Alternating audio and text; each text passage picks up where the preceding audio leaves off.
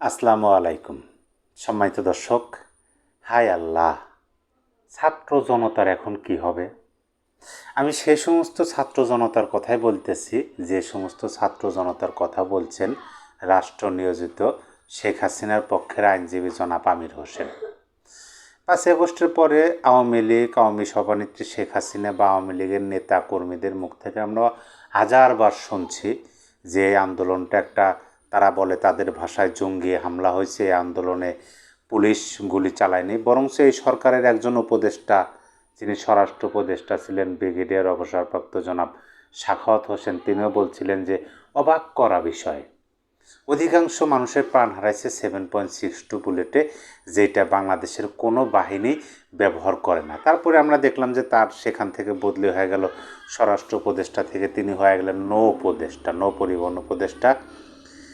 ছাত্র জনতা অনেকেই নিজেরাই স্বীকার করলেন তারা এটা করছেন সেটা করছেন, যার জন্যই তারা এই যে নতুন বাংলাদেশ, নতুন বন্দোবস্ত চায়, আগের সংবিধান বাতিল, নতুন সংবিধান চায়। কারণ যদি আগের সব কিছু বাদ দেওয়া হয় তাহলে তারা যে অপকর্মটা বা তারা যে স্বীকার করে যে ভয় আছে সেটাও অতীত হয়ে যাবে। কিন্তু এখন দেখতেছি যে এই ছাত্র জনতা ক্ষমতায়, আমি আবারও বলতেছি, আমি কিন্তু সেই সমস্ত ছাত্র জনতার কথা বলতেছি যে সমস্ত ছাত্র জনতার কথা বলছেন রাষ্ট্র নিয়োজিত শেখ হাসিনার পক্ষের আইনজীবী জনাব আমির হোসেন। সেখানে আমি বলেছি যে ছাত্র জনতা তাদের দেশীয় অস্ত্র এবং আগ্নেয়াস্ত্র ব্যবহার করেছে পুলিশের উপরে। সেই ছোড়াগুলিতেই এখানকার ছাত্র জনতা যারা আহত হয়েছে সেখানেই তারা মৃত্যুবরণ করেছেন, এটা আমি বলেছি। আর একটি কথা বলেছি, পুলিশ মারা গেছেন এখানে 10, 12, 13, 14 জন পুলিশ মারা গিয়েছে, একথাও আমি বলেছি। এবং সেটা ছাত্র জনতার গুলিতে গুলি খেয়েছে। একটা ইয়েতে দেখা যায়, ভিডিওতে দেখা যায়। আমার বক্তব্য হলো গুলি খেয়েছে, কিন্তু এইগুলি জনতার যে আন্দোলন, সেই আন্দোলনের ফলশ্রুতিতে পুলিশের উপরে গুলি করেছে। তারপরে পুলিশ সেখানে তাদেরকে নিজেকে রক্ষা করার জন্য চেষ্টা করেছে। একটা পর্যায়ে তার মুখে গুলি লেগেছে। আমার বক্তব্য হলো যে পুলিশ তাদেরকে গুলি করে না, এইদেরকে।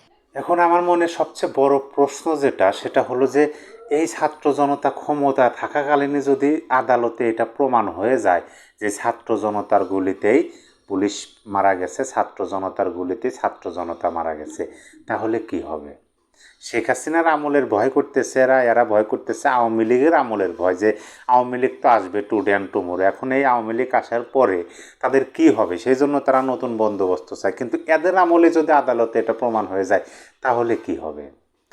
আমি যদি এই যে সংবাদ সম্মেলনটা করছেন জনাব আমির হোসেন, রাষ্ট্রপক্ষ নিয়োজিত শেখ হাসিনার পক্ষের আইনজীবী, তিনি আদালতে যে কথাগুলো বলছেন সাংবাদিকদের প্রশ্নের উত্তরে তিনি সেই কথাগুলো জানাইছেন দেশবাসীকে। আমি যদি এই সংবাদ সম্মেলনের তার পরিপূর্ণ কথাটা আপনাদের কাছে শেয়ার করি তাহলে আপনারাও পরিষ্কার হয়ে যাবেন। দেখেন, প্রথম যে প্রশ্নটা, সেই প্রশ্নটা এক সাংবাদিক করে যে যাত্রাবাড়ি থানায় 12 থেকে 14 জন পুলিশ সদস্য নিহত হয়েছে, ছাত্র জনতা আগ্নেয়াস্ত্র ব্যবহার করেছে এবং পুলিশের উপর ছাত্র জনতা গুলি করেছে এই প্রশ্নটা করেন।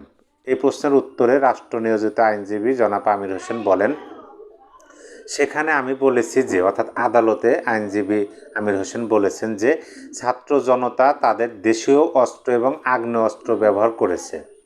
পুলিশদের উপরে সেই ছোড়া গুলিতেই এখানকার ছাত্র জনতা যারা আহত হয়েছে সেখানেই তারা মৃত্যুবরণ করেছে। আরেকটি কথা বলেছে, অর্থাৎ আমির হোসেন সাহেব আরেকটি কথা বলেছেন, পুলিশ মারা, এখানে 13-14 জন পুলিশ মারা গিয়েছে এবং সেটা ছাত্র জনতার গুলিতে। Point to be noted. এখানে আমির হোসেন স্পষ্টভাবে বলছেন আদালতে, মহামান্য আদালতকে বলছেন যে মহামান্য আদালত আরেকটি কথা, সেটা হলো যে পুলিশ মারা গেছে, এখানে প্রায় 13 থেকে 14 জন পুলিশ মারা গেছে এবং সেই পুলিশ মারা গেছে ছাত্র জনতার গুলিতে।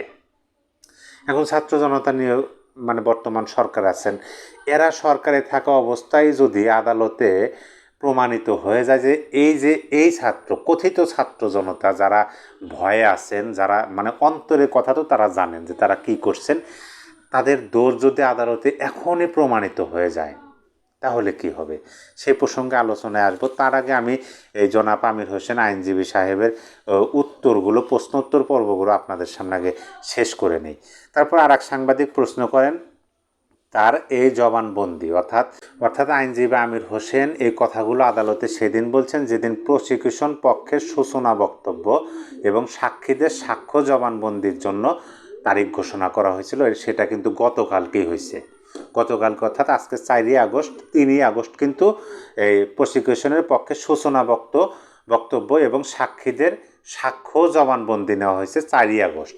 সেই দিন এই প্রশ্ন সাংবাদিক করলেন যে মানে ওই আদালত থেকে বের হওয়ার পরেই সাংবাদিক প্রশ্ন করলেন যে তার এই জবানবন্দি অর্থাৎ একজন সাক্ষীর জবানবন্দি আদালতে নিয়েছেন, সেই সাক্ষীর কথা বলতেছেন সাংবাদিক, তার এই জবানবন্দি দিয়ে আসামিদের অভিযোগ প্রমাণ হয় কি না, আপনি কি মনে করেন?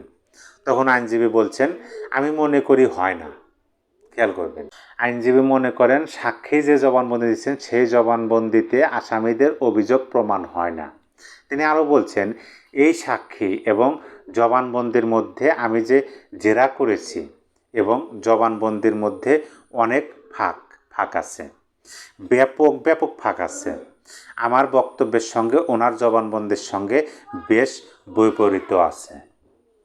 দেখেন, ফাঁক বের হচ্ছে এবং সাক্ষীর জবানবন্দি এবং আইনজীবীর যে জেরা, সেই জেরার মধ্যে অনেক দূরত্ব আছে, ফাঁক আছে, মোট কথা গ্যাপ আছে। এই জবানবন্দি দিয়ে আসামিদের পক্ষে, যাদেরকে আসামি করা হয়েছে, তাদের অভিযোগ প্রমাণ হয় না, এটা মনে করেন আইনজীবী, শেখ হাসিনা পক্ষের আইনজীবী। তারপর আর এক সাংবাদিক প্রশ্ন করেন, ছাত্র জনতা যে গুলি করেছে এর কোনো ডকুমেন্ট আছে আপনার কাছে? তখন আইনজীবী যে প্রশ্নের উত্তরটা দিয়েছেন সেটা খুবই গুরুত্বপূর্ণ। আইনজীবী সাহেব তখন বলছেন, একটা কথা আমি আপনাদেরকে বলি, এই মামলায় আমাকে প্রসিকিউশন পক্ষ যে সমস্ত কাগজপত্র এবং দলিলাদি দাখিল করে আমাদের কাছে দিয়েছে এর মধ্যে থেকে আমাকে জেরা করতে হয়। আপনি যে কথাটা বলেছেন যে ডকুমেন্ট, এই ডকুমেন্টস তখনই সংগ্রহ করা যায় যখন আসামি উপস্থিত থাকে, তার নিজের চেষ্টা অথবা তার আত্মীয় স্বজনের চেষ্টায় তখন সেই ডকুমেন্টগুলো সংগ্রহ করা সম্ভব।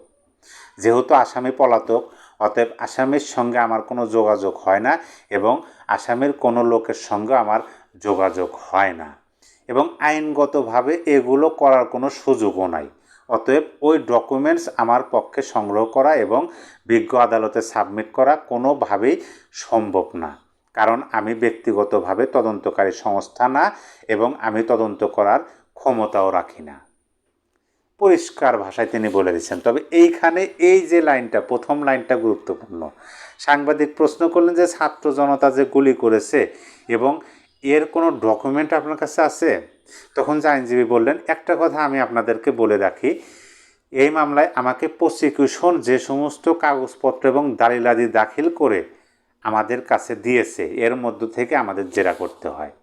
এই যে জেরা এবং এর আগের প্রশ্নে তিনি যে বললেন যে আমি মনে করি না, এই আসামি, এই সাক্ষীর এবং জবানবন্দির মধ্যে আমি যে জেরা করেছি এবং জবানবন্দির মধ্যে অনেক ফাঁক আছে।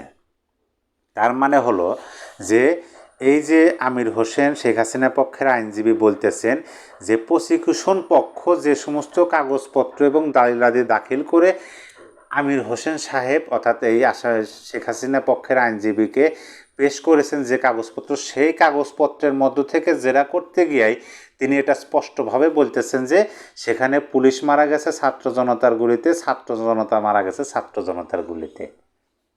ভাবুন, ভাবতে থাকুন। এই কথাগুলো আমরা আগে থেকেই শুনে আসতেছি, আগে থেকেই আমরা বলতেছি এবং আমরা অনেকে বিশ্বাস করছি, করি নাই। আবার যখন দেখতেছি যে না, এই ছাত্র জনতার মধ্য থেকেই প্রকাশ করতেছে, বলতেছে তারা এই করছে সেই করছে, আইন অনুযায়ী তাদের এই হবে সেই হবে, সেই জন্য সংবিধান পরিবর্তন করতে হবে, ঠিক তখনই আমাদের মনের মধ্যে সন্দেহটা স্পষ্ট হতে শুরু করে এবং সেইটা এখন সন্দেহর কাতারে আর থাকতেছে না যখন আদালতে আইনজীবী বলতেছেন যে ছাত্র জনতা আগ্নেয়াস্ত্র ব্যবহার করছেন এবং সেইটা দ্বারা পুলিশের উদ্দেশ্যে গুলি ছুটছেন, সেই গুলি সেই ছাত্র জনতাদের নেগেই ছাত্র জনতায় প্রাণ হারাইছে। এখন এদের আমলেই এই আদালতে এগুলো প্রমাণ হতে যাচ্ছে। সেজন্য আমি প্রথমে বললাম যে হায় আল্লাহ, এই ছাত্র জনতার কী হবে? সেই ছাত্র জনতা যে ছাত্র জনতা জুলাই আগস্ট আন্দোলনে আগ্নেয়াস্ত্র ব্যবহার করে পুলিশের উপর গুলি চালাইছিল।